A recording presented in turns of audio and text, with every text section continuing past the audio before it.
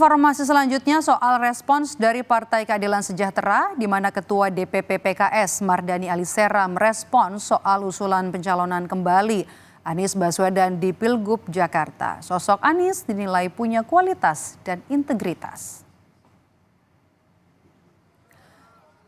Namun PKS belum bisa menjawab apakah akan mendukung Anies Baswedan atau punya kader lain dari internal partai untuk maju di Pilkada Jakarta nanti. Selain itu, Saudara, Partai Keadilan Sejahtera juga menyebut masih menunggu hasil sidang sengketa Pilpres yang bergulir di Mahkamah Konstitusi.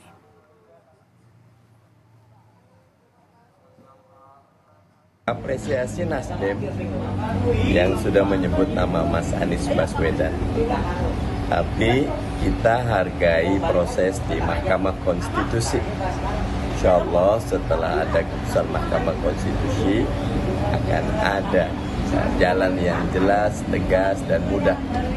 Mas Anies Baswedan orang yang punya kapasitas, punya integritas, punya kualitas. Dimanapun insya Allah akan memberi manfaat.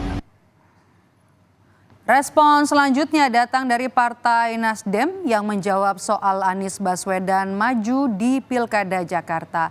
Sekjen Partai Nasdem, Saudara Hermawi Tasli menyebut berdasarkan pembicaraan 3 Sekjen Koalisi 01 telah muncul nama-nama internal partai untuk nantinya bertarung di Pilkada Jakarta.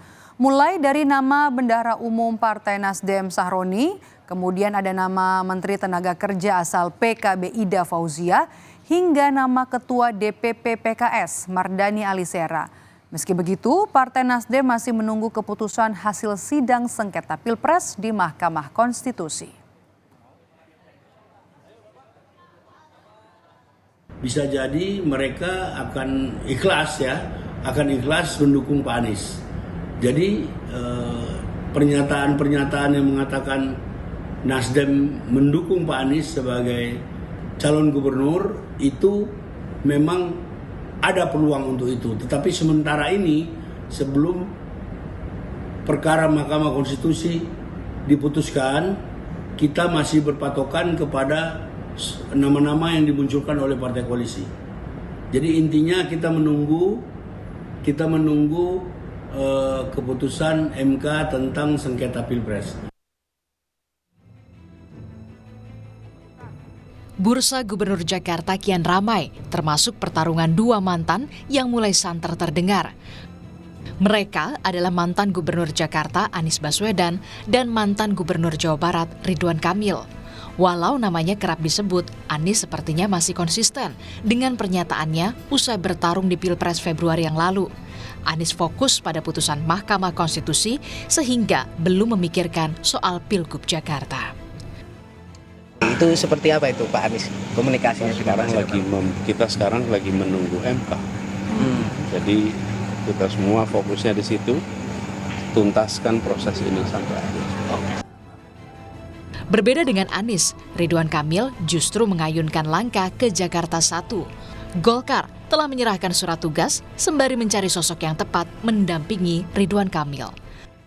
Udah ada bayang-bayang belum Pak siapa pendampingnya?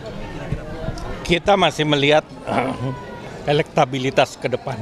Nah, sambil kita evaluasi, nanti kita cek lagi. KPU sudah menetapkan jadwal pemilihan kepala daerah serentak pada 27 November 2024 mendatang, termasuk warga Jakarta yang bakal turut memilih pemimpinnya untuk 5 tahun mendatang. Tim Liputan, Kompas TV.